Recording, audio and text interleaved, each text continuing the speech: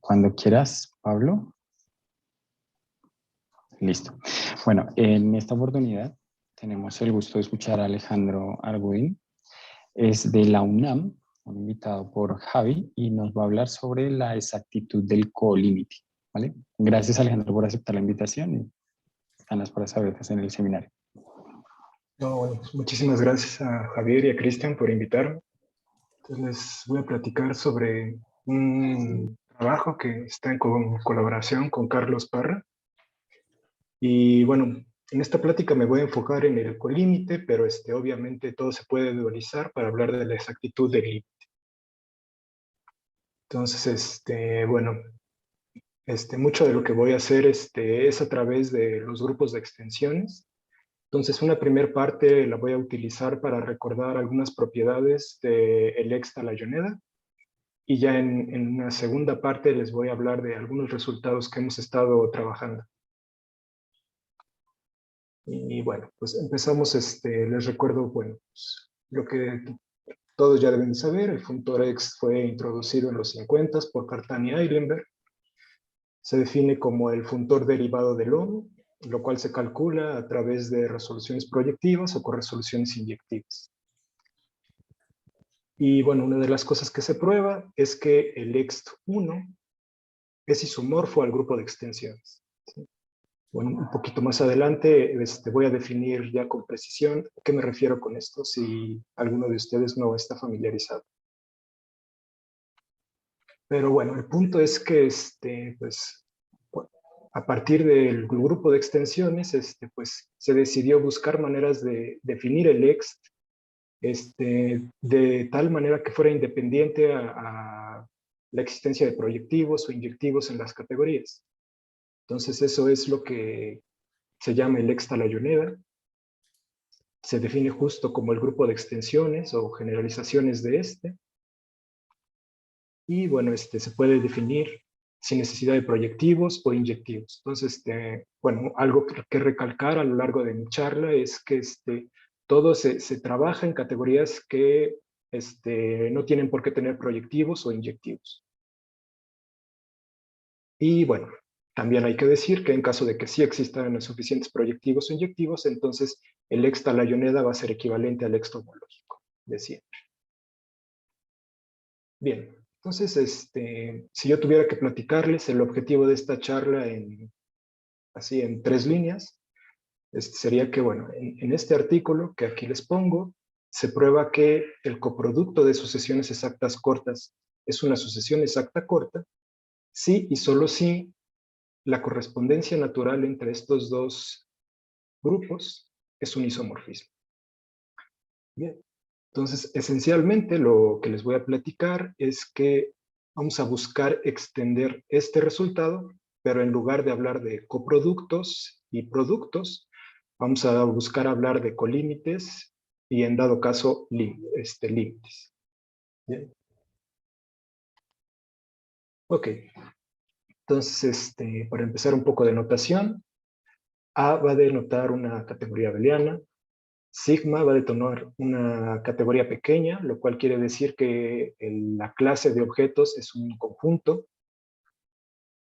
Voy a denotar como fun sigma a la categoría de funtores que van de sigma en A. Y voy a denotar como kappa sigma el funtor constante que va de A en esta categoría. A ver, aquí a lo mejor pues vale la pena hablar un poquito, por ejemplo, pues una categoría pequeña, pues esencialmente la podemos ver, o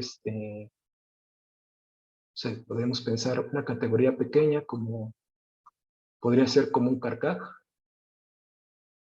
Ajá. Y entonces un funtor de esta categoría pequeña en una categoría abeliana es a cada vértice le asociamos un objeto de la categoría abeliana. A cada morfismo de la categoría pequeña le asignamos un morfismo, digamos, de la categoría abeliana. Ajá. Entonces, esencialmente estos van a ser los objetos de la categoría fun. ¿no? Entonces, bueno, incluso esta categoría también recibe el nombre de diagramas, pero bueno, yo me voy a estar refiriendo a ellos como funtores.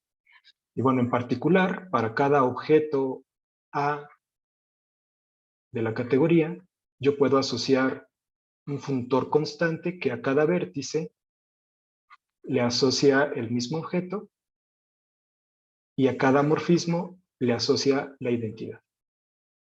¿Ok? Entonces, esto sería el kappa de A, en caso de que esta sea así. ¿Ok? Bien. Ok. Entonces ya, una vez que aclaré lo anterior, ya podemos definir lo que es un colímite. Entonces, bueno, pues para hablar de colímites, igual voy a agregar una página en blanco. Entonces, regresando al mismo ejemplo anterior, si yo tengo el funtor que les pinté hace rato, entonces, ¿qué es un colímite de este funtor? Bueno, pues va a ser un objeto de la categoría abeliana, tal que para todo elemento para cada vértice evaluado va a existir un morfismo, tal que todos estos triángulos conmutan. Y más aún, en caso de que exista otro objeto que cumpla lo anterior, entonces va a existir un único morfismo que haga conmutar estos triángulos. ¿Ok? Y bueno, dicho esto de una manera a lo mejor un poquito más formal, sería la siguiente. Un colímite va a ser una pareja CF-ρF, donde CF es un objeto de la categoría y ρF es un morfismo que va de F en el funtor constante del CF. ¿Sí? Pues va a ser una transformación natural tal que para cualquier otra transformación natural que tenga el mismo dominio, y de codominio tenga otro funtor constante, entonces va a existir un único morfismo de CF en X, en la categoría A, tal que se cumpla esta igualdad. ¿Ok? Y bueno, vamos a decir que la categoría A es sigma cocompleta en caso de que todo funtor de esta categoría admita un colímite. ¿Sí? Y bueno, observen cómo en caso de la categoría sea sigma cocompleta, entonces va a existir un funtor que a cada funtor en nuestra categoría le asigna su colímite.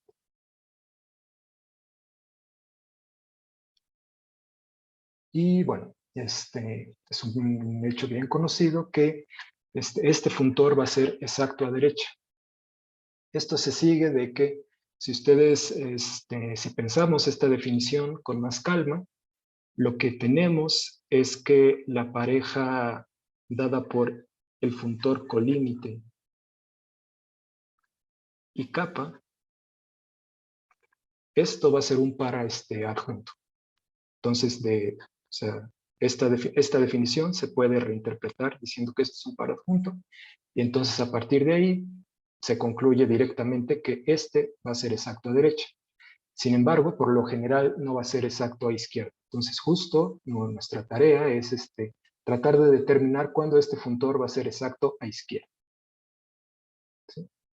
Entonces, para aterrizar un poquito las cosas, si sigma es un conjunto, o sea, dado un conjunto, yo ese conjunto lo puedo ver como una categoría en la que los únicos morfismos son los morfismos identidad. Entonces, en este caso, un colímite de un funtor va simplemente el coproducto del funtor evaluado en los vértices. Ajá. Entonces, tomando eso en cuenta, una categoría es AB3, si en caso de que sea sigma cocompleta para todo conjunto sigma. Va a ser AB4 en caso de que sea AB3 y el funtor colímite de sigma va a ser exacto para todo conjunto sigma.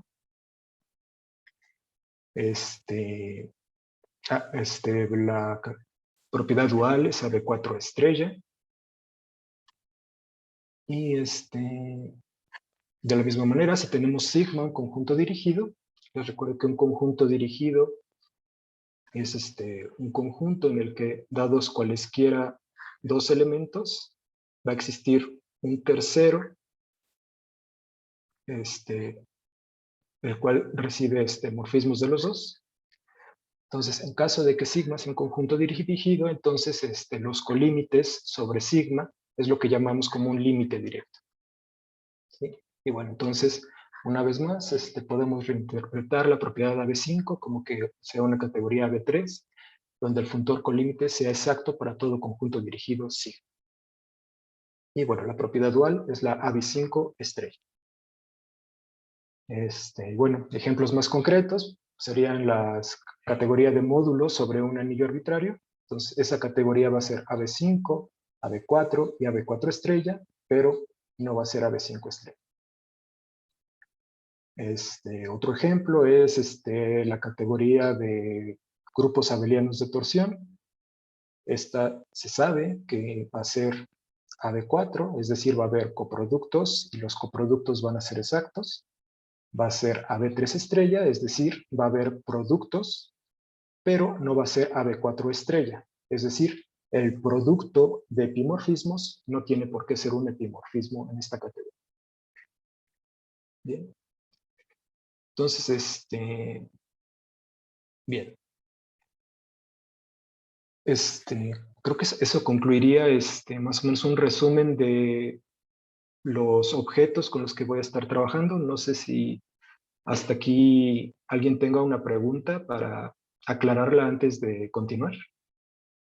Sí, perdona, ¿qué es Aptor?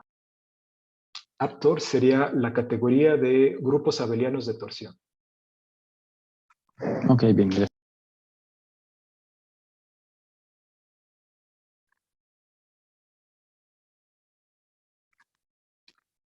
¿Alguna otra pregunta? No. Muy bien. Ok.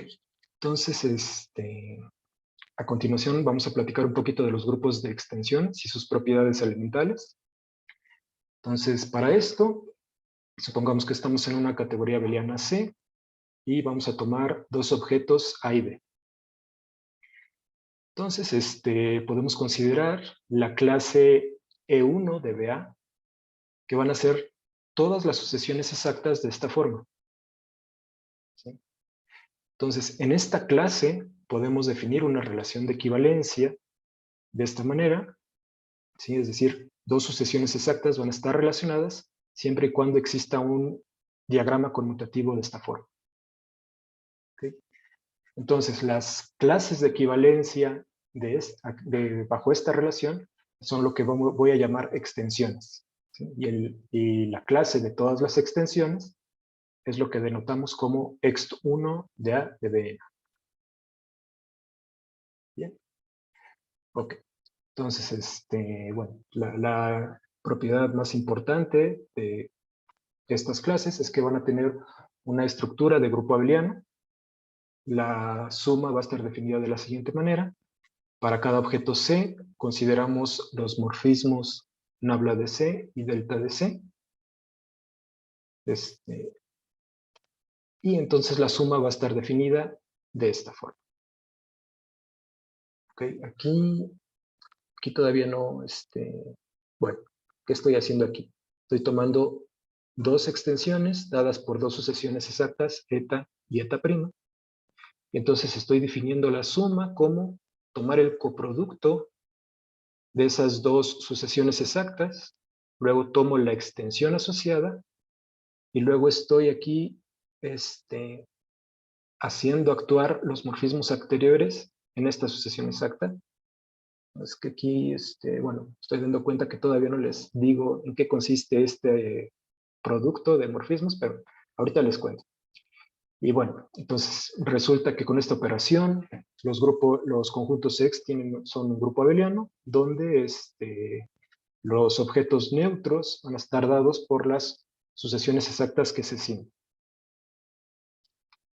Bien, entonces ahora sí, para hablarles de los productos por morfismos, supongan que tenemos un morfismo alfa y una sucesión exacta eta, ¿sí? Tales que los podemos ver como en este diagrama.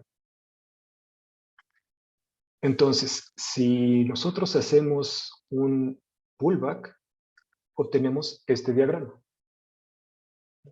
Entonces, la sucesión exacta de arriba es lo que podemos denotar como eta.alfa.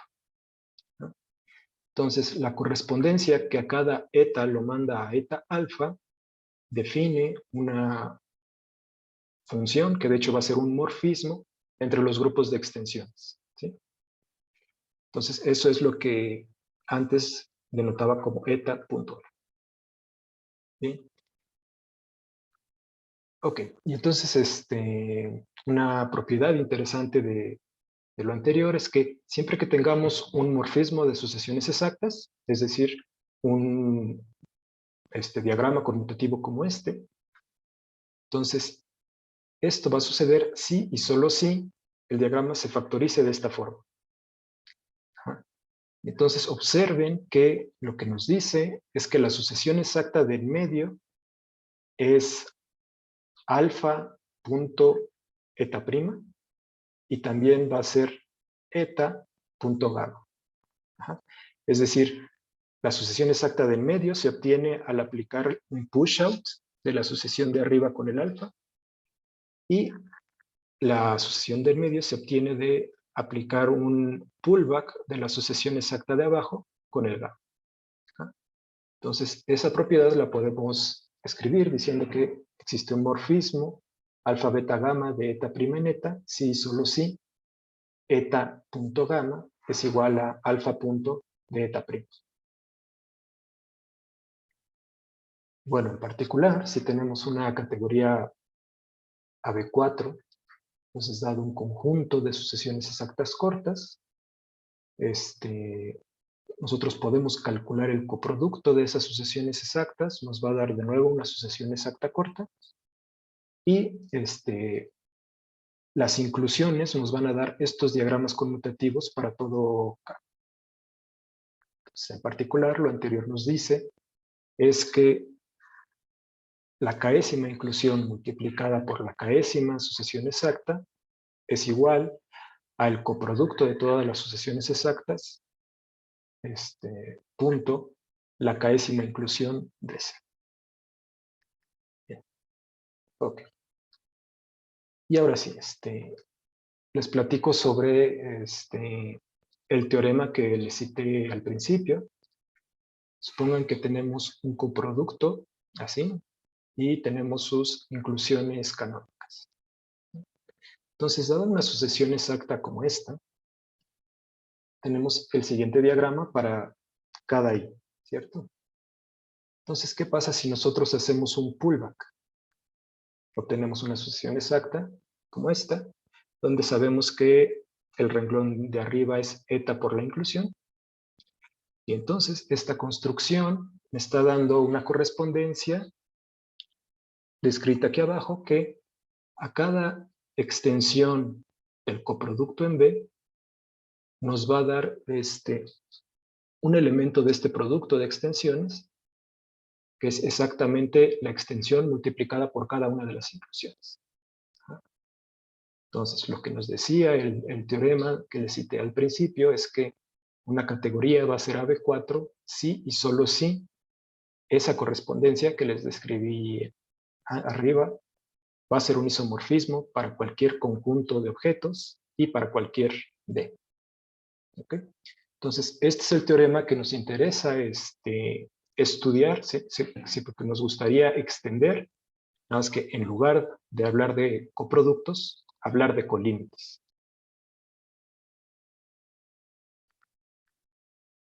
Bien, entonces, ahora sí, empezaría con colímites. Entonces, podemos hacer así un primer acercamiento. Y entonces, bueno, pues tomamos un funtor y su colímite. Y tomamos una sucesión exacta como esta, donde en un extremo tenemos el colímite. Bueno, entonces para cada vértice de la categoría tenemos un diagrama como este, ¿cierto? Entonces a la hora de hacer el pullback obtenemos esta sucesión exacta y bueno, resulta que en efecto vamos a tener una correspondencia como esta, donde noten que tenemos a cada extensión entre B y el colímite de F, nos va a dar un objeto del límite de este funtor. ¿Sí? Ahora, solo hay un problema, y el problema es que esta correspondencia no es inyectiva. Entonces, para verlo no es muy complicado. Podemos hacerlo de la siguiente manera. Consideramos a Q como un grupo abeliano y consideramos el conjunto de todos los submódulos finitamente generados de Q. ¿Sí? Entonces, bueno, pues ese conjunto se puede ver como una categoría utilizando las inclusiones como morfismos de esa categoría. Y bueno, resulta que Q va a ser un colímite de F, donde F es pues, precisamente el funtor que a cada submódulo finitamente generado le asocia el mismo submódulo finitamente generado. Bueno, pues aquí observamos que cada uno de esos submódulos finitamente generados va a ser libre y en particular entonces todos estos grupos de extensiones van a dar igual a 0. Entonces se sigue que el límite de esos grupos de extensiones es 0. Sin embargo, Q no es proyectivo, entonces pues existe un B tal que esto no es 0, y por ello tenemos que el ext del colímite de F no va a ser 0. ¿Sí? Entonces, por lo tanto, tenemos que nuestra correspondencia psi no va a ser inyectiva en este caso. ¿Okay? Entonces, dado que tenemos esto, pues necesitamos como que una correspondencia que sea un poquito más fina, y para eso vamos a proceder de la siguiente manera. Ya. Bueno, vamos a ver. Voy a retomar la notación para tenerla bien clara. Tenemos sigma, una categoría pequeña, y tenemos la categoría de funtores o de diagramas sobre sigma. Ahora, ¿qué sabemos de esta categoría? Sabemos que es una categoría abeliana y sabemos que el funtor constante es fiel y exacto. ¿Sí? Entonces, una manera de ver esa información es que la categoría A se puede ver como una subcategoría abeliana de la categoría fun de sigma n. Y bueno, entonces para simplemente a cada sucesión exacta que esté en A, la voy a denotar como capa de sigma a la hora de que la evaluemos con capa. Bien, entonces, ¿qué podemos hacer? Una vez más, empezamos tomando un funtor y su colímite. Entonces, dada una sucesión exacta en la categoría A, de esta forma, donde en el extremo tenemos el colímite, nosotros podemos considerar esa sucesión exacta como una sucesión exacta de funtores de esta manera. Y sabemos que tenemos ahora la transformación natural ρ la podemos ver como un morfismo que va de F en capa de C de F. Entonces, pues, podemos hacer el pullback y obtenemos esta sucesión exacta de funtores. Bueno, pues entonces lo que vamos a estudiar va a ser la correspondencia descrita de esta manera. Es decir, a cada extensión de B en el colímite de sigma de F,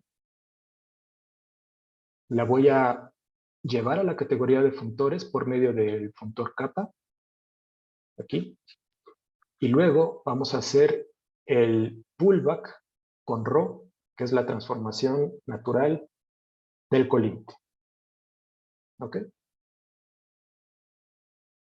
¿Hasta acá va todo claro?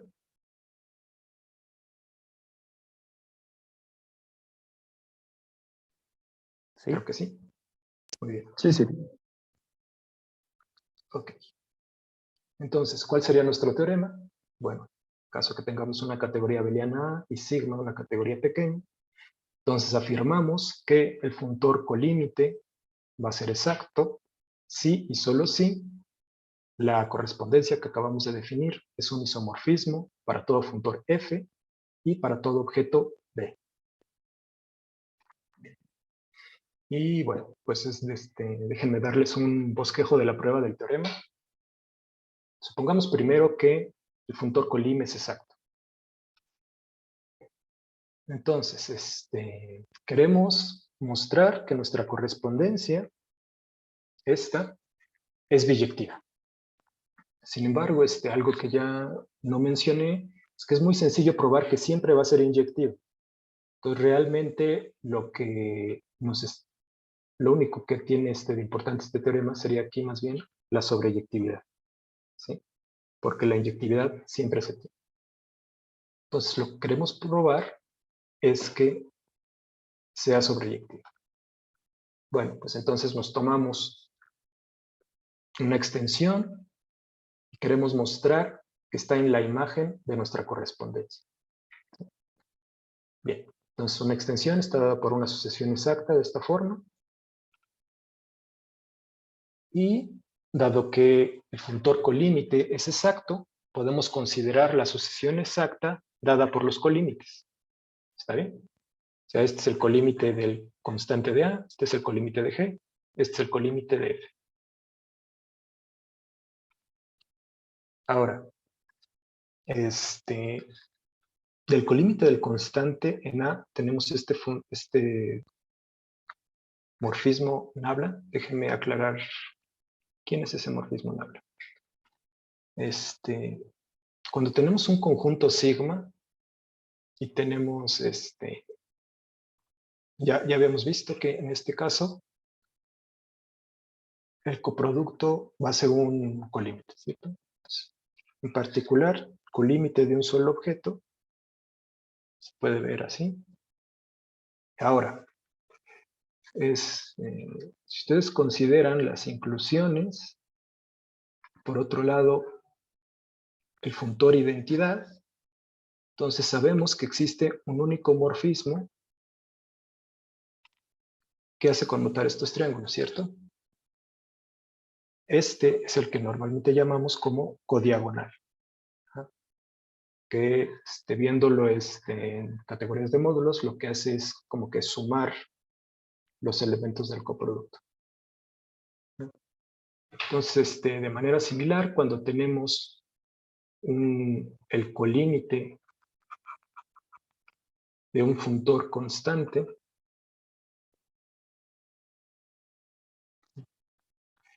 entonces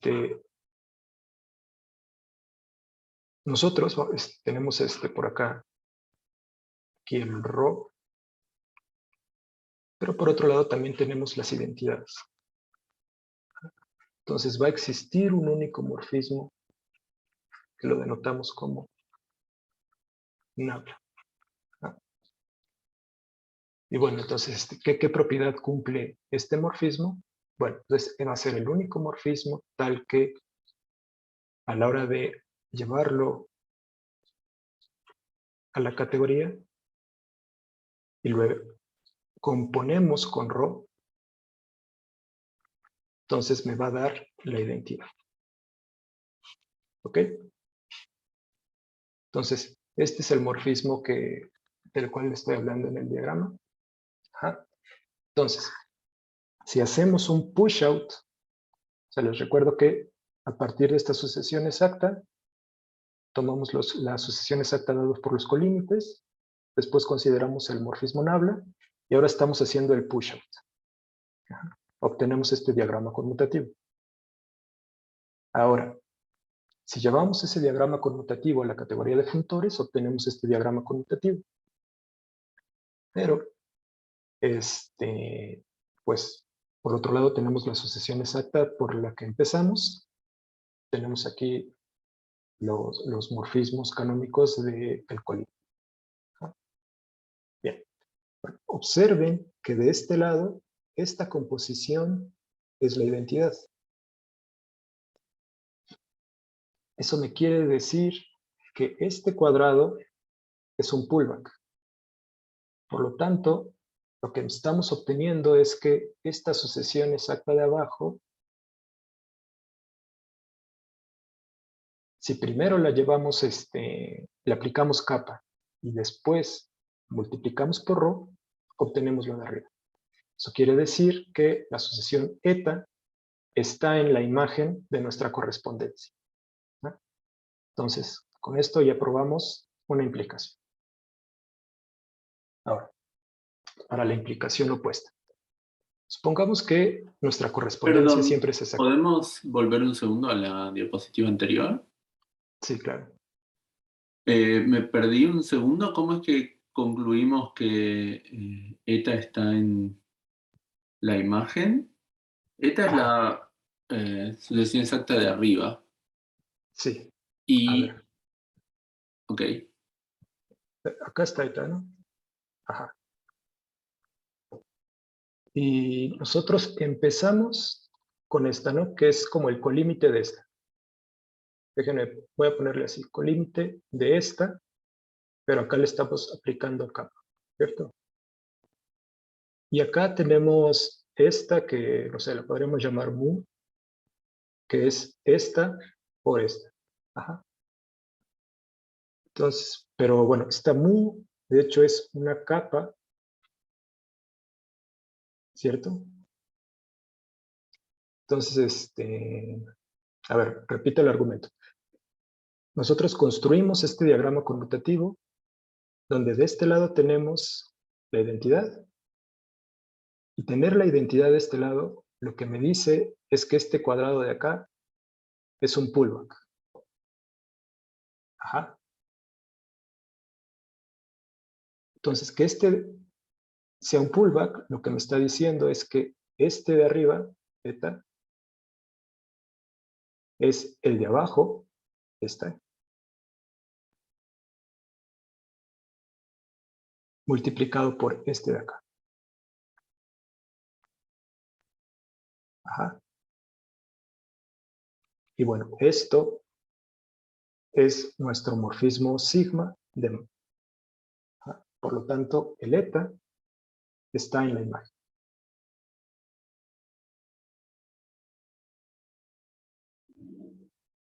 No sé si ya quedó claro o voy por ahí un paso que... no, quizás no había entendido la definición de la psi, pero estoy tratando de ver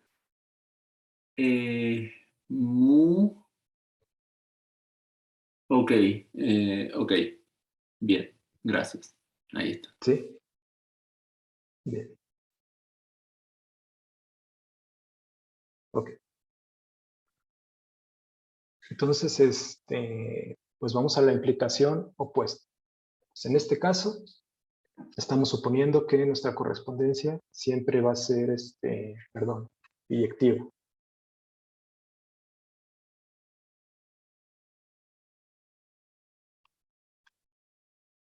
Pero, bueno, pues entonces, en este caso lo que necesitamos hacer es agarrarnos una sucesión exacta de funtores y lo que queremos mostrar es que a la hora de evaluar el colímite de esta sucesión exacta vamos a obtener una sucesión exacta. Bueno, de hecho, realmente lo único que tendríamos que verificar es que el colímite de este morfismo A va a ser inyectivo. Bien. Entonces, bueno, pues empezamos nuestro diagrama con esa sucesión exacta. Ahora, por un lado, tenemos el colímite de H dado por esta transformación natural. Y entonces podemos hacer el push-out. Y obtenemos este diagrama conmutativo. Ahora, como nuestra correspondencia es sobreyectiva, sabemos que existe una sucesión exacta, llamémosla mu de nuevo, tal que a la hora de evaluarle capa y multiplicarla por ρ, nos da este de arriba.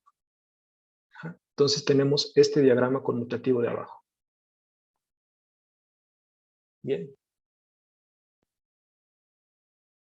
Ok. Entonces, ahora, por otro lado, tenemos acá el colímite de A. ¿Sí? Por un lado tenemos el morfismo canónico de H al colímite, y por otro lado tenemos el morfismo canónico de G a su colímite. Bien. Ahora, pues notamos que tenemos también un morfismo de H a este funtor constante, y tenemos un morfismo de G a este morfismo constante.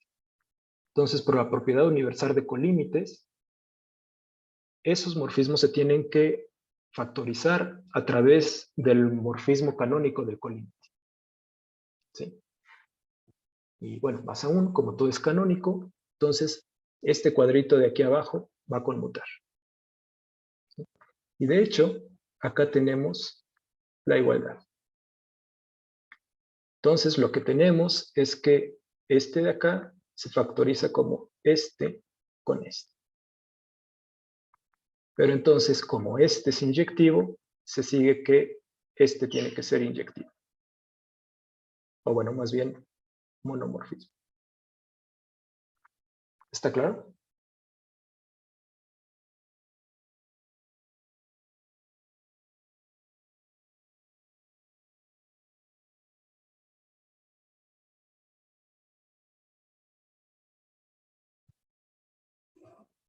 Sí.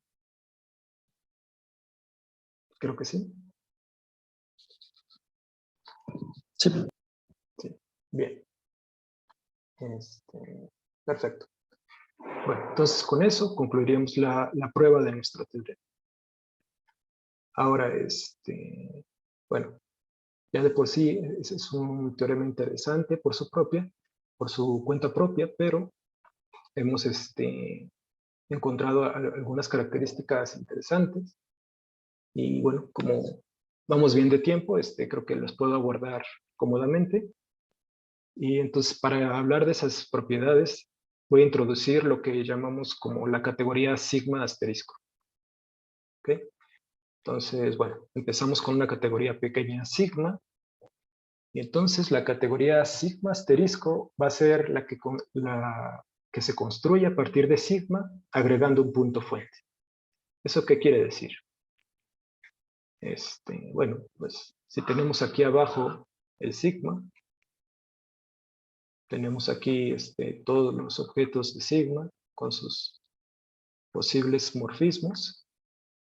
Entonces nosotros vamos a agregar un nuevo punto en esta categoría, y ese punto tiene la característica que existe un único morfismo de él a cualquier otro punto de la categoría.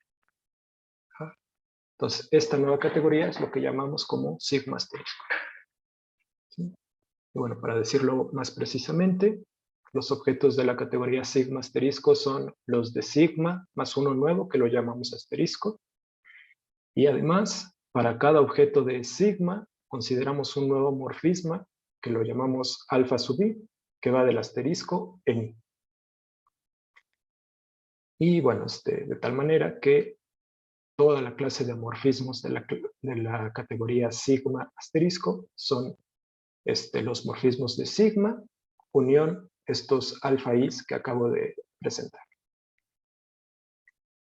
Y bueno, la composición de sigma asterisco es la que extiende de manera natural a sigma. ¿Sí? Y bien, ahora, ¿para qué voy a utilizar esta categoría sigma asterisco? Bueno, observen que si nosotros tenemos una sucesión exacta de funtores como esta, nosotros podemos definir un nuevo funtor que va de la categoría sigma asterisco en A de la siguiente forma. En asterisco vamos a poner a A, es decir, este funtor constante de acá. Y los morfismos de la categoría asterisco van a estar dados por esta transformación natural F evaluada en cada I, ¿no? Y bueno, en el resto de la categoría sigma va a ser simplemente igual a G. Entonces, bueno, pues resulta que con con este nuevo funtor vamos a poder construir una sucesión exacta corta, ahora de funtores de sigma asterisco en A, que tenemos el constante en A, el G eta que acabamos de definir, y un F asterisco que se define como en el asterisco es 0 y en el resto de la categoría sigma es igualito a F. ¿Sí? Entonces, bueno, para ver a lo mejor un poquito más claro esto que les acabo de decir, tenemos esto, ¿no? Este sería nuestro funtor G sub eta. ¿Sí? Entonces, por un lado ya tenemos toda la información que nos daba el funtor G. Entonces, para extender este funtor G a la categoría sigma asterisco, tengo que darle información al vértice asterisco, entonces le voy a asignar el objeto A, y los morfismos que van de A a todos los demás puntos van a ser por los FIs. ¿Sí? Entonces, la conmutatividad de estos triángulos ya la tenemos debido a que F era una transformación natural que iba del constante en G. Bien. Ok. Entonces, por otro lado, tenemos el constante en A, que no tiene nada interesante. Y por otro lado, tenemos acá el funtor F asterisco, que realmente es la manera trivial de extender F a sigma asterisco. Simplemente en el asterisco ponemos el 0 y lo demás sigue igual. Bueno, habiendo visto eso, pues observen cómo abajo está la sucesión exacta que ya conocemos. ¿Sí? O sea, abajo está toda la información, la sucesión exacta que teníamos en la categoría de los funtores de sigma en A.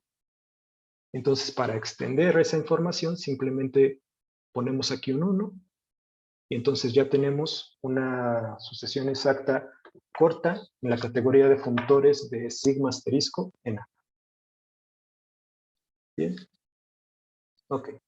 Entonces, ¿para qué, cuál es la utilidad de esta sucesión exacta? Bueno, resulta que si ustedes se agarran una sucesión exacta como esta y hacen la construcción que les acabo de describir y consideran el colímite de esa sucesión exacta eta asterisco, entonces, bueno, consideren esa información. Si ustedes encuentran una sucesión exacta eta prima, tal que el psi de eta prima sea eta, entonces vamos a poder decir exactamente quién es esta eta prima. Y bueno, resulta que esta eta prima está dada por el colímite de la sucesión exacta asterisco que acabamos de construir. ¿Okay? Entonces, este es un teorema interesante porque pareciera que esta es como que una construcción muy rara, pero en realidad tiene una propiedad universal interesante porque se puede leer como que esto de acá se podría decir que cumple una propiedad a la hora de calcular el colímite del G asterisco, cumple una propiedad semejante a lo que haría un colímite. ¿Sí? Entonces, nosotros siempre que encontremos un objeto X, digamos, tal que siempre que se tenga esto, entonces nosotros vamos a poder encontrar un único morfismo de aquí a acá. ¿Sí? Entonces, es un teorema interesante porque ya le hemos estado encontrando ciertas aplicaciones. Entonces, pensé que sería bueno comentárselos. Pero bueno, ya, para terminar, ¿cuáles serían las conclusiones de la charla? que bueno, si nosotros tenemos una categoría pequeña sigma y a una categoría sigma cocompleta, bueno, tenemos dos funtores, ¿no? El kappa y el colímite. ¿Qué sabemos de esos dos? Bueno, sabemos de entrada que son un paradjunto, es decir, se cumple una transformación natural entre estos dos bifuntores, pero además con lo que les probé, o sea, el teorema central de la plática, se puede mostrar que este par adjunto, como que al parecer es un par adjunto también en la categoría derivada. Es decir, se cumple que hay una transformación, un isomorfismo natural entre estos dos bifuntores. ¿Sí? Entonces, bueno, utilizando esto, hemos encontrado que pues muchos resultaditos sobre caracterizaciones de categorías AB4 y AB5, utilizando esto, se trivializan, entonces creemos que es bastante interesante esto. Y bueno, eso sería todo. Aquí hay un poco de bibliografía que podrían revisar si les ha interesado. Y muchísimas gracias. Muchas gracias, Alejandro. ¿Hay preguntas?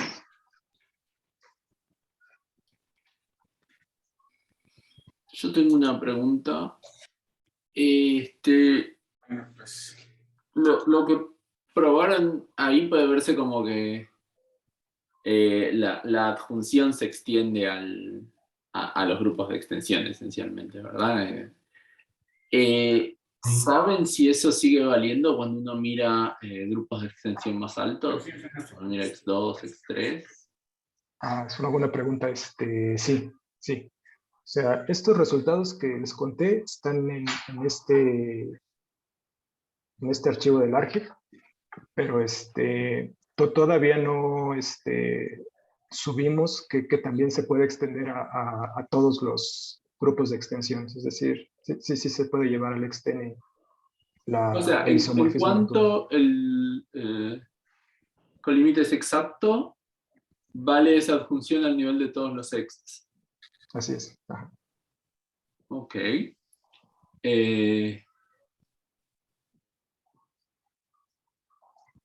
Y eso, creo que ya lo dijiste, eso de alguna manera es equivalente a que, no sé si no puede pasar a la categoría derivada en este contexto, no sé si faltan hipótesis, pero eso es esencialmente equivalente a que son adjuntos en la categoría derivada también.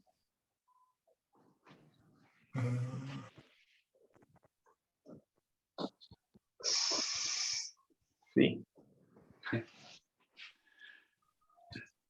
Es que, ¿cuál sería el problema ahí? Sí, o sea, sí. Sí, eso es lo que querría decir.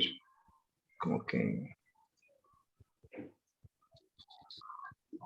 Creo que parte de la utilidad de jugar con extensiones de Yoneda es que, bueno, lo malo es que podrían no ser conjuntos, ¿no? Entonces está esa limitante. Pero por otro lado, también cuando facilita algunas cosas para no pasar a la categoría derivada.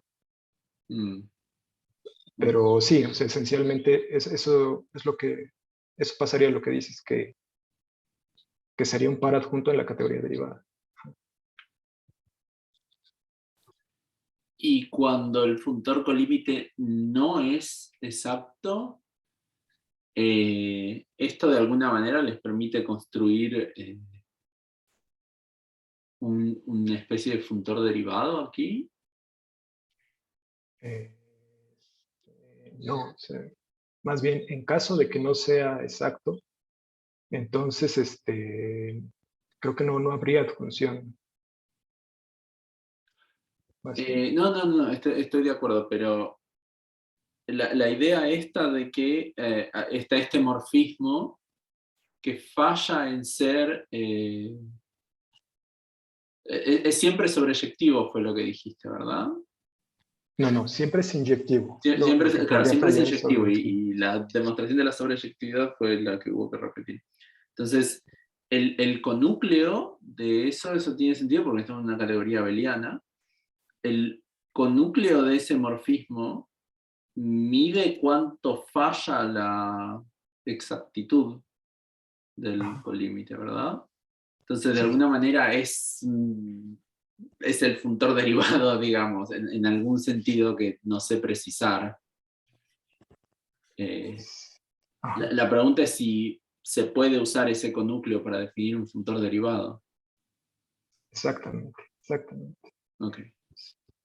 Sí, o sea, nosotros más bien lo hemos estado pidiendo, es pensando en, por ejemplo, en la correspondencia que primero les mostré, que claramente no era inyectiva, como que lo que hemos estado buscando es que como que una correspondencia se factoriza a través de la otra. Hmm. Entonces, justo a esta que les decía acá. Ajá. Y bueno, lo que yo pienso más bien es que, pues, así como dices, ¿no? El conúcleo algo te dice, pero también el núcleo de esta. Entonces, como que hay ciertos elementos con los que uno podría jugar para pensar qué es lo que está pasando. Hmm.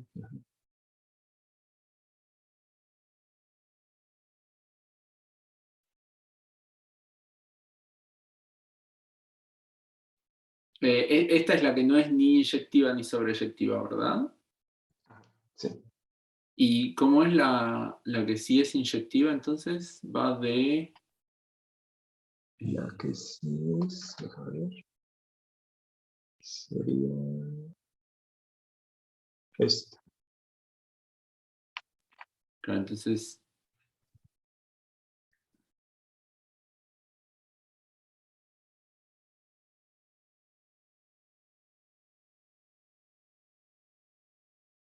Ok, entonces...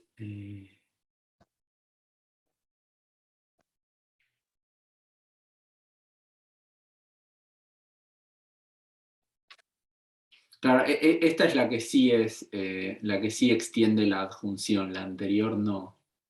Ajá, exacto. Ok.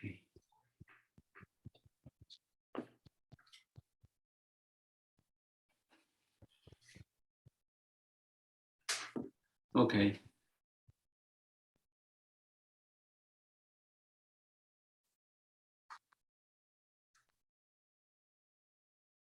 ¿Alguna otra pregunta? Yo quería preguntar algo. Dale, dale. O sea, no sé si había alguien más. ¿No?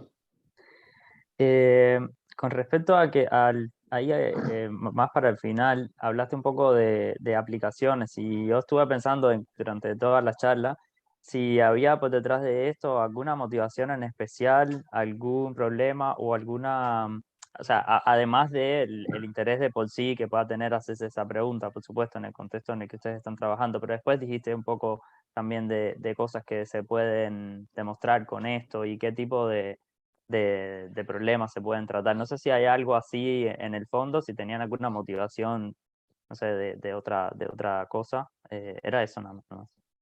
Ya. Sí, bueno, por el momento tenemos dos motivaciones principales. Una sería, o sea, si ustedes se fijan ajá, acá, o sea,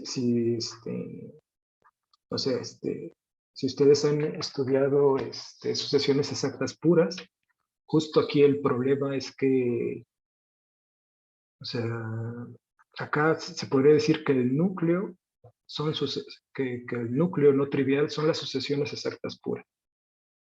Entonces, una aplicación sería tratar de ver si podemos decir algo de las sucesiones exactas puras a través de nuestra correspondencia. Y la otra, tiene que ver con unas cosas con las que ha trabajado Carlos Parra, que las llama extensiones universales.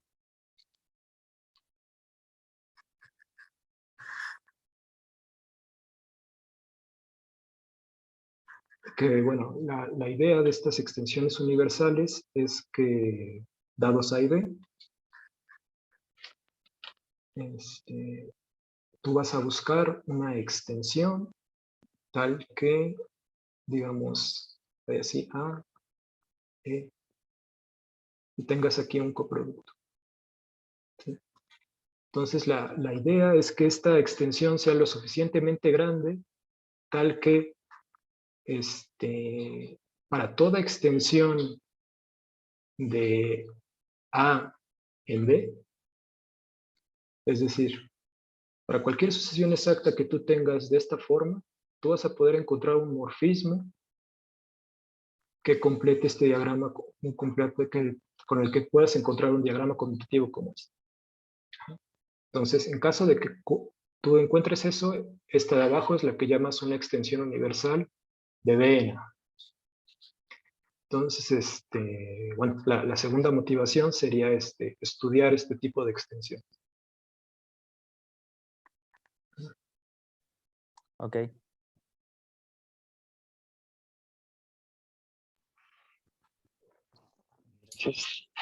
Entonces, si no hay más Preguntar, preguntas. Cristian, Sí, sí, claro, Octavio, cuando quieras. Alejandro, y con los límites en la otra variable, Ahí sería todo todo al dual, revés. ¿no? Todo dual, sí. Ujú. O sea, si... A ver, me voy al final.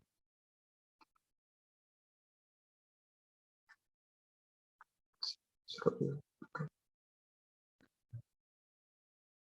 Ajá. Entonces, lo que tendríamos es que el ext del límite, ¿sí? Sería equivalente a esto.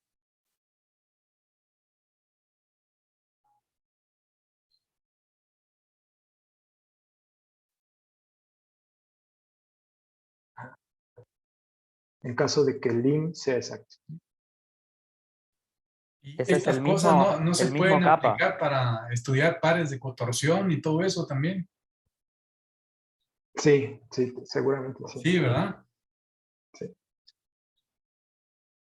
Sí, como que justo algo que yo he tratado de... O sea, por ahí hay ciertas conjeturas, ¿no? De que si una clase es cerrada por límites, entonces, bueno, más bien, si uno tiene un par de contorsión y una de las clases es cerrada por límites, entonces va a ser cubriente o envolvente. Entonces, Ajá. no sé si también por ahí esto ayude a ayudar en algo, pero sí, justo también por ahí podría haber aplicaciones.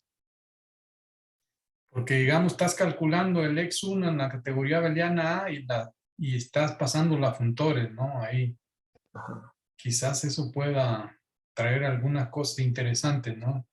sí, Y estás tomando el funtor constante del otro lado. Eso se me hace muy, muy interesante, pues ese isomorfismo es que viene ahí con los X. sí, Es como si fuera X1 adjuntos, una cosa así, ¿no? sí, sí, sí, exacto. Y con el Tor, ¿qué pasaría? Ahí sí no sé, a lo mejor habría que buscar las identidades que hay entre ext y tor, a ver si Ujú. algo ayuda, pero ahí sí no hemos explorado en esa dirección. Ujú.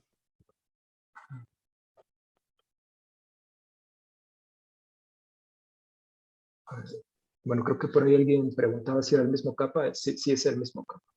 Acá. ¿Sí es el mismo qué? El capa, o sea, no cambia. Ok, con el límite, ¿no? Sí, Claro, porque antes era el colímite con este, digamos, constante, punto constante, pero ese sigue constante, aunque aquí ahora tenemos el límite y está intercambiado, pero el punto capa es igual. Es eso sí, lo que había.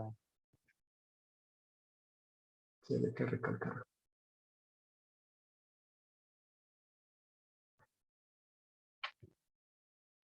Bueno, entonces si no hay más preguntas, te agradecemos, Alejandro, una vez más por participar.